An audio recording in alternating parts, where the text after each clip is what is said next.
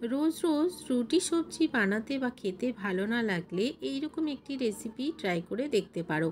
এই রেসিপিটি দেখতে যতটা সুন্দর, খেতেও হয় ঠিক ততটাই টেস্টি, আর হবে ভীষণ হেলদি। বাড়ির বাচ্চা থেকে বড় সবাই ভীষণ ভালোভাবে এই রেসিপিটি খেতে পারবে। নমস্কার বন্ধুরা, নন্দিনী সিম্পল কুকির আরও একটি পর্বে আপনাদের সবাইকে জানাচ্ছি স্বাগত। তাহলে আর দেরি না করে চলুন ঝটপট করে আজকের এই হেলদি টেস্টি রেসিপি দেখে নিই। আজকের এই রেসিপিটি তৈরি করার জন্য প্রথমে এদিকে নিয়েছি দুটো কাঁচা আলু। আলুগুলোকে খোসা ছাড়িয়ে ধুয়ে পরিষ্কার করে নিলাম। এবারে একটা গ্রেটারের সাহায্যে দুটো আলুকে আমি মিহি করে গ্রেট করে নিচ্ছি। আপনাদের কাছে গ্রেটার না থাকলে একদমই ছোট করে কেটে নেবেন। ছোট করে কেটে নিলে বা গ্রেট করে নিলে কি হবে, আলুগুলো খুব তাড়াতাড়ি সেদ্ধও হয়ে যাবে আর রেসিপিটিও খেতে ভালো লাগবে। তো বন্ধুরা, দুটো আলুই আমি খুব ভালো করে গ্রেট করে নিলাম। এবারে ধুয়ে পরিষ্কার করে নিয়েছি। এবারে জলটা ঝরিয়ে আরও একটা বাটিতে আমি এই আলুগুলোকে তুলে নিচ্ছি। এবারে এদিকে একটা পাত্র নিয়ে নিলাম। এই পাত্রে আমি দিয়ে দিচ্ছি 2 কাপ পরিমাণ গমের আটা। এখানে আমি 4 কাপ মেপে জিনিসগুলো নিচ্ছি, তাহলে বুঝতে সুবিধা হবে। আর দিয়ে দিচ্ছি 1/2 কাপ পরিমাণ সুজি। সুজিটা দিলে রেসিপিটি ভীষণ ক্রিস্পি হবে, খেতেও ভালো লাগবে। এবারে দিয়ে দিচ্ছি প্রথমে 1 কাপ পরিমাণ জল দিলাম, দিয়ে একটা হ্যান্ড হুইস্কের সাহায্যে ব্যাটারটাকে গুলে নিচ্ছি। অল্প অল্প পরিমাণে জল দিয়ে ব্যাটারটাকে গুলে নিতে হবে, নাহলে কিন্তু লাম্পস বেঁধে যাবে। আর আটাতে খুব তাড়াতাড়ি লাম্পস বেঁধে যায়, যেগুলো একদমই ভাঙতে চায় না। এবারে প্রথমে 1 কাপ জল দিয়ে একটু গুলে নিলাম, পরে আবারও 1 কাপ জল দিয়ে গুলে খুব ভালো করে কিছুক্ষণ একটু ফেটিয়ে নিতে হবে।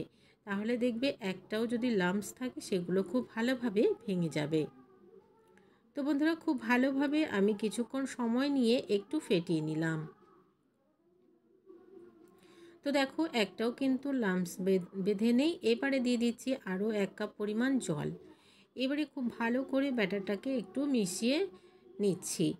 আর এখানে জল দেওয়ার প্রয়োজন নেই, এখানে মোটামুটি 3 কাপ পরিমাণ জল লেগেছে।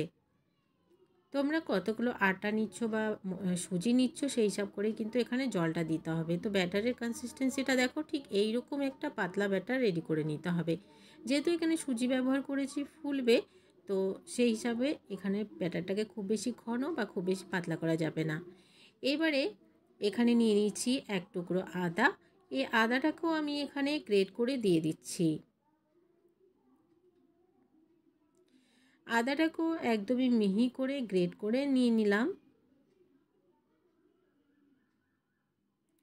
এবারে এখানে যে আগে থেকে আলুটা গ্রেট করে রেখেছিলাম, সে আলুটা এখানে দিয়ে দিচ্ছি। এবারে এখানে দিয়ে দিচ্ছি ছোট করে কেটে রাখা টমেটো। এখানে একটা বড় সাইজের টমেটোকে আমি একদমই ছোট করে কেটে রেখেছিলাম, বীজটা ফেলে দিয়ে। আর দিয়ে দিচ্ছি একটা পেঁয়াজ কুচি, দিয়ে দিচ্ছি দুটো কাঁচা লঙ্কা কুচি। এই রেসিপিটি তোমরা পেঁয়াজ না দিলেও কিন্তু তৈরি করে নিতে পারবে নিরামিষভাবে। দিয়ে দিলাম ধনেপাতা কুচি, দিয়ে দিলাম পরিমাণ মতো লবণ, 1/2 চামচ দিয়ে দিলাম জিরা, গোটা জিরা, আর দিয়ে দিলাম 1/2 চামচ হলুদের গুঁড়ো। দিয়ে খুব ভালো করে সমস্ত কিছুকে মিশিয়ে নিচ্ছি। খুব বেশি মশলা কিন্তু এই রেসিপির জন্য প্রয়োজন নেই। অল্প পরিমাণ মশলা দিয়েই রেসিপিটি তৈরি করে নিতে পারো, তাহলে খেতে ভীষণ ভালো হবে।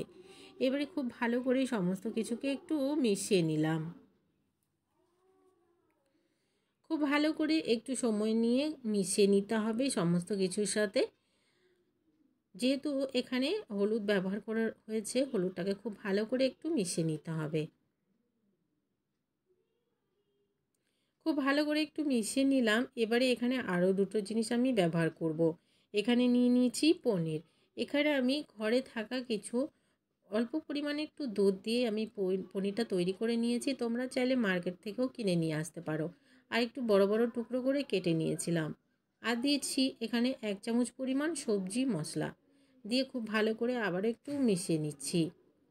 পনিরটাকে একটু বড় বড় করে ভেঙে নিলে কি হবে, খেতেও মুখে পড়বে, ভালো লাগে, খাওয়ার সময় মুখে পড়লে ভীষণ ভালো লাগবে আর দেখতেও ভালো লাগবে। এবারে খুব ভালো করে একটু মিশিয়ে নিলাম এই ব্যাটারটাকে। ব্যাটারটা আর একদমই রেস্টে রাখার প্রয়োজন নেই, একদমই তৈরি করে নেওয়ার জন্য রেডি হয়ে গেছে ব্যাটারটা। এবারে এদিকে একটা কড়াই বসিয়ে দিলাম, আর এই কড়াইতে দিয়ে দিচ্ছি প্রায় 2 চামচ পরিমাণ সাদা তেল। দিয়ে অল্প পরিমাণে একটু গোটা সর্ষে ছড়িয়ে দিলাম।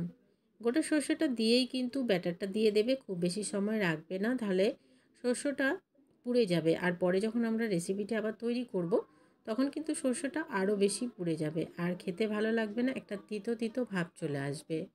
এবারে খুব ভালো করে একটু চারিদিক থেকে আমি গোল একটা শেপ দেওয়ার জন্য রেডি করে নিচ্ছি। তোমরা চাইলে এই রেসিপিটি যে কোনো কিছুতেই তৈরি করে নিতে পারো, তড়কা প্যানে তৈরি করে নিতে পারো, ফ্রাইং প্যানে তৈরি করে নিতে পারো। আমি এখানে কড়াইয়ের মধ্যে তৈরি করছি, কেননা অনেকের কাছেই কিন্তু ননস্টিক ফ্রাইং প্যান থাকে না বা তড়কা প্যানও থাকে না। তো কড়াইতেই কিভাবে এই রেসিপিটি তৈরি করবে তার জন্য আমি এখানে কড়াইতে আজকে রেসিপিটি তৈরি করে নিচ্ছি। কিছুক্ষণ ঢাকা দিয়ে রেখে দিয়েছিলাম, যখন দেখবে উপরটা একটু ড্রাই হয়ে গেছে তখন কিন্তু আস্তে আস্তে করে উল্টে দিতে হবে। উপরটা ড্রাই না হওয়া পর্যন্ত কিন্তু উল্টাতে যাবে না, তাহলে ভেঙে যাবে। তো দেখো ওই পাশটা খুব সুন্দরভাবে কিন্তু হয়ে গেছে। উল্টে দিলাম, উল্টে দিয়ে আরও কিছুক্ষণ একটু ঢাকা দিয়ে রেখে দিলাম। তাহলে কি হবে, ভেতরে যে আমরা জিনিসগুলো ব্যবহার করেছি সবজিগুলো, সেগুলো খুব সুন্দরভাবে সেদ্ধ হয়ে যাবে।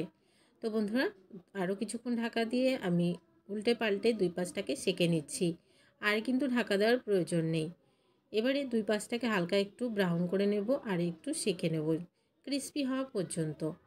তো দেখো ওই পাশটাও খুব সুন্দরভাবে তৈরি হয়ে গেছে। এটা কিন্তু একদমই রেডি হয়ে গেছে, নামিয়ে নেব। আর বাকি আরও যেগুলো আছে ঠিক এইভাবে করে এই রেসিপি তৈরি করে নিয়ে ফিরে আসছি। তো দেখো কতটা লোভনীয় দেখতে হচ্ছে, তোমরা দেখে বুঝতেই পারছো। তো বন্ধুরা, তৈরি হয়ে গেল আজকের এই হেলদি টেস্টি রেসিপিটি। এভাবে করে সমস্ত রেসিপি তৈরি করে নিলাম। তোমরাও একবার হলেও ট্রাই করে দেখতে পারো, ভীষণ ভালো লাগে আর ভীষণ হেলদি একটি রেসিপি তৈরি হয়ে যাবে।